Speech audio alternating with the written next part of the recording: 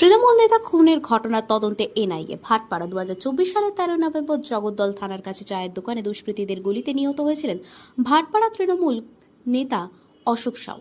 খুনের তদন্তে নেমে পুলিশ 7 জনকে গ্রেফতার করেছিল জগদ্দল থানার পুলিশ। পরবর্তীতে 2 জন ছাড়া পেয়ে যায়।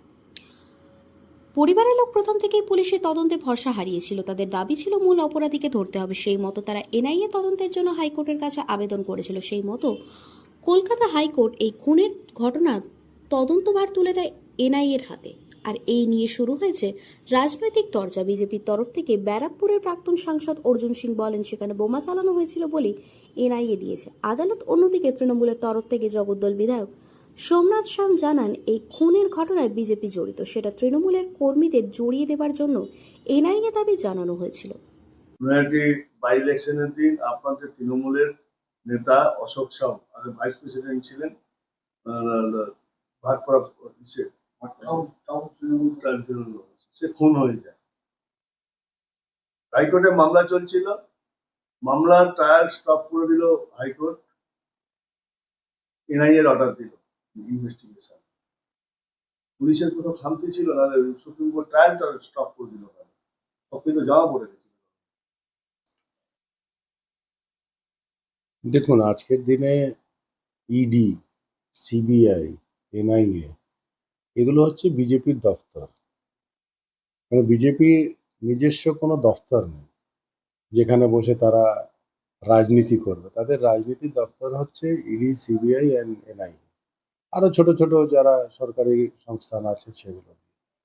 তো একটা কেস নিশ্চয়ই আমার তৃণমূল কংগ্রেসের একজন কর্মী মারা গেছে, আমরা অত্যন্ত মর্মাহত এটা নিয়ে, এবং আমরা সব রকম ভাবেই পুলিশ সেটার উপরে যারা যারা অভিযুক্ত ছিল প্রায় সবাইকে ধরে ফেলেছে।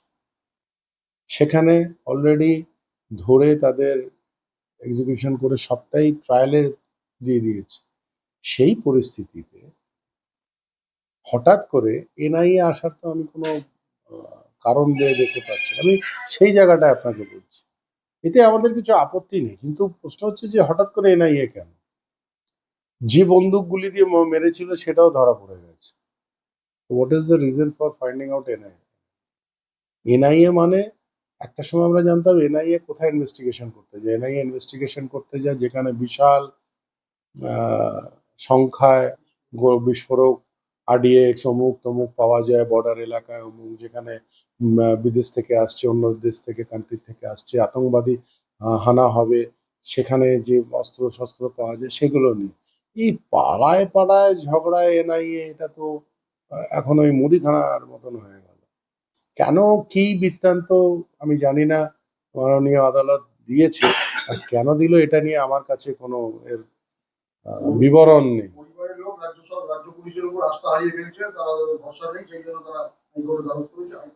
তার জন্য সিবিআই হতে পারে।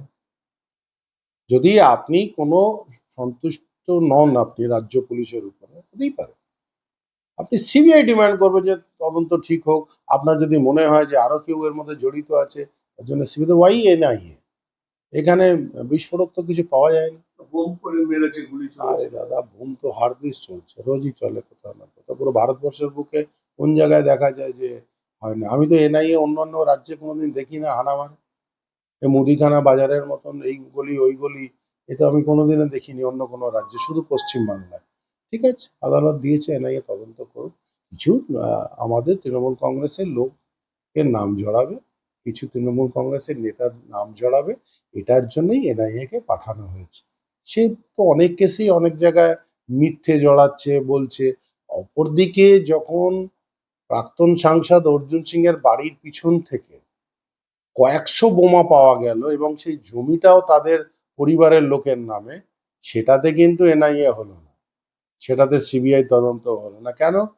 যেহেতু ওখানে কেন্দ্র বাহিনী রয়েছে, সেই জন্য হলো না। কয়েকশো বোমা পাওয়া গেছে।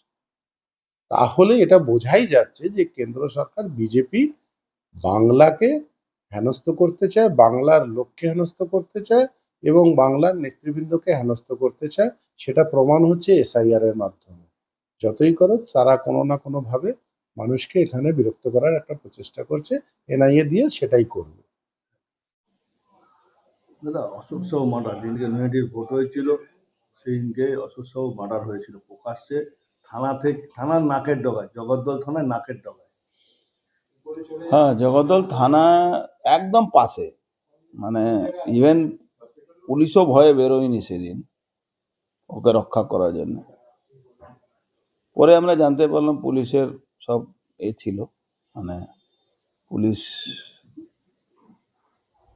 তাকে, পুলিশের সাহসটাও মরে গেছিল। দীর্ঘ আইনি লড়াই, অসল অপরাধীকে আড়াল করা পুলিশ চেষ্টা করেছিল। ইভেন এমন চেষ্টা করেছিল কি কেসটা ট্রায়ালে দিয়ে দিয়েছিল, সাক্ষী শুরু করিয়ে দিয়েছিল। কিন্তু ওর পরিবারের লোকের পাশে আমরা ছিলাম। আমরা প্রথম দিনই বলেছিলাম অশোক সাহেব কি আমরা আমাদের থেকে যদি আইনি সাহায্য নেয় আমরা দেব। আমরা ওর পাশে ছিলাম। ওর ভাই এই লড়াইটা করেছে কোর্টের কাছে। কোর্ট একটা রায় দিয়েছে কি ট্রায়ালটাকে স্টপ করেছে আর কেসটাকে এনআইএ কে তদন্ত নির্দেশ দিয়েছে। কেন সেই সময় গুলি, বম দুটোই ইউজ হয়েছিল। যে ধারা দেওয়ার কথা ছিল পুলিশকে, এক্সপ্লোসিভ অ্যাক্ট, সে ধারাটা দেয়নি। পুলিশ পুরো আড়াল করে, পুলিশ নতুন একটু কায়দা করেছে।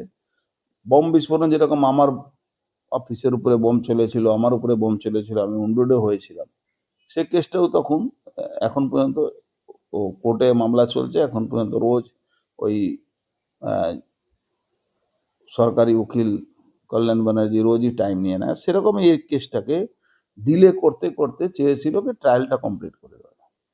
কোর্ট, মহামান্য আদালত, হাইকোর্ট, হ্যাঁ হাইকোর্ট এটাকে বুঝতে পেরেছে কি এখানে অনেকগুলো আইনি লেকুনা আছে।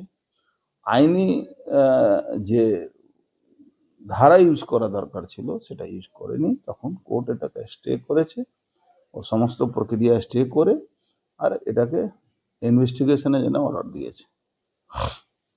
আশা করি অসল অপরাধী, এখানে তো একজনই অসল অপরাধী আছে যে সব এইসব করিয়েছিল, সেটা ইনভেস্টিগেশনের ব্যাপার আছে, সেটা আমি বলবো না। সে অপরাধী ধরা পড়বেই, আপনি নিশ্চিন্ত থাকুন। যেরকম প্রিয়ঙ্কু পান্ডে কেসে অসল অপরাধী ধরা পড়বে, এই কেসেও অসল অপরাধী ধরা পড়বে। আমি যে মামলা করেছি সেই মামলাটাও নিষ্পত্তি হবে। কেন যেখানে এক্সপ্লোসিভ হয়েছে, যেখানে বোম চলেছে, এক্সপ্লোসিভ অ্যাক্ট না দিয়ে কেসটাকে ধামাচাপা দেওয়ার চেষ্টা হচ্ছে। এনআইএ কেন নিতে বাধ্য হলো, মানে এনআইএ হাইকোর্ট কেন নিতে বাধ্য? হাইকোর্ট নির্দেশ দিয়েছে, হাইকোর্ট বুঝতে পেরেছে কি এখানে পুলিশের পক্ষপাতী আছে, পুলিশ চাইছে নাকি আসল ইনভেস্টিগেশন হোক। সমস্ত তথ্য, এফআইআর, সমস্ত ভিডিও ফুটেজ, থানার পাশে ঘটনা, থানার ভূমিকা, ফরেন্সিককে 10 দিন পরে আনা, সব রকম ব্যবস্থা যাতে ওই যে বারুদের অংশটা মিটে যায়। কিন্তু জানে না মানে এখন বিজ্ঞান কত ডেভেলপ হয়ে গেছে।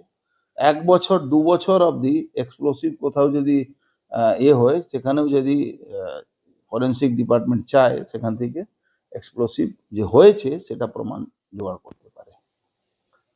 এনআইএ এই মামলা কবে থেকে শুরু হতে বলেন তদন্ত করা? ওই সেই সময় থেকে কোর্টে আমরা ওর ভাই গিয়েছিল, আমরা তাকে সাপোর্ট করেছিলাম। ভাই সাহস করে এই লড়াইটা লড়েছে, অনেক তার উপরে ঝড় ঝাপটা এসছে। কোর্ট অর্ডার দিয়েছিল তাকে সিকিউরিটি দেওয়ার, পুলিশ তাকে কোনো সিকিউরিটি দেয়নি। চোরটা হিরোইন বিক্রি করার লোককে সিকিউরিটি দেয় এই পুলিশ।